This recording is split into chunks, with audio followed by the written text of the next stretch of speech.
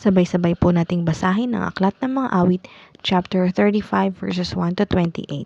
Ang mga salungat at laban sa akin, o Yahweh, sila ay iyong ang digmain. Ang iyong kalasag at sandatang laan, kunin mo at ako po ay iyong tulungan. Dalhin mo ang iyong palakol at sibat at sila'y tugisin hanggang sa mautas. Sabihin mong ikaw ang tagapagligtas ng abang lingkod mo, o Diyos na marilag. Silang nagnanasang ako ay patayin, ay iyong igupo at iyong hiyain. At ang nagtatangkang lumaban sa akin, hadlangan mo sila at iyong lituhin.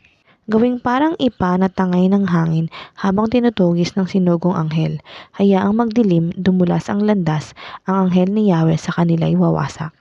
Ni walang dahilan ang hangad sa akin, ako ay ihulog sa balong malalim na gawa nila upang ako'y dakpin. Hindi nila alam sila'y mawawasak at sila'y mahuhulog sa sariling bitag.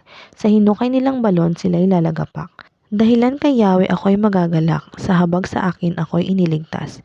Buhat sa puso ko'y aking ihahayag, tunay ikaw, Yahweh, ay walang katulad. Iniingatan mo laban sa malalakas, ang mga mahihina taong mahihirap, at sa nang-aapi, sila'y ililigtas. Ang mga masasamay nagpapatotoo at nagpaparatang ng hindi totoo, sa pagkakasalang walang malay ako.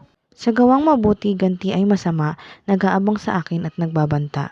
Kapag sila'y may sakit ang ginagawa ko, nagdaramit luksa at nag-aayuno, at nalalangin na yuko ang ulo. Para bang ang aking idinadalangin ay isang kapatid na mahal sa akin. Lumalakad ako na ang pakiramdam, wari inulila ng ina kong mahal. Nagagalak sila kapag ako'y may dusa, sa aking paligid nagtatawanan pa. Binubugbog ako ng di kakilala, halos walang tigil na pagpaparusa. Natutuwa silang ako'y maghinagpis, sa galit sa akin ngipin nagangalit. Hanggang kailan pa kaya, o Yahweh, maghihintay ako sa mahal mong tulong? Iligtas mo ako sa ganid na leon at sa paglusob nila't mga pagdaluhong.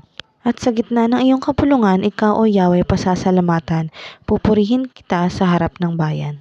Huwag mong tutulutang ang mga kaaway, magtawanan sa aking mga kabiguan, gayon din ang may puot ng walang dahilan, magalak sa aking mga kalumbayan. Sila kung magwika'y totoong mabagsik, kasinungalingan ng bigkas na bibig, at ang ginigipit, taong matahimik. Ang baratang nila na isinisigaw, ang iyong ginawa ay aming namasdan.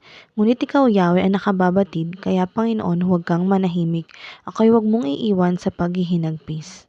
Ikaw ay gumising, ako'y ipagtanggol, iyong ipaglaban ako, Panginoon. O Yahweh, aking Diyos, sadyang matuwid ka, kaya ihayag mong ako'y walang sala.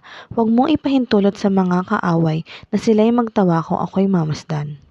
Huwag mong pabayaang mag-usap-usapan at sabihing, aba, gusto namin ganyan.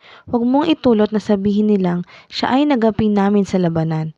Silang nagagalak sa paghihirap ko, lubos mong gapiit bayaang malito. Silang nagpapanggap namang mas mabuti, hiyain mo sila at siraan ang puri. Ang nangagsasaya sa aking paglaya, bayaang palaging sumigaw sa tuwa. Dakila si Yahweh, tunay na dakila, sa aking tagumpay siya'y natutuwa. Aking ihahayag ang iyong katwiran, sa buong maghapon ay papupurihan.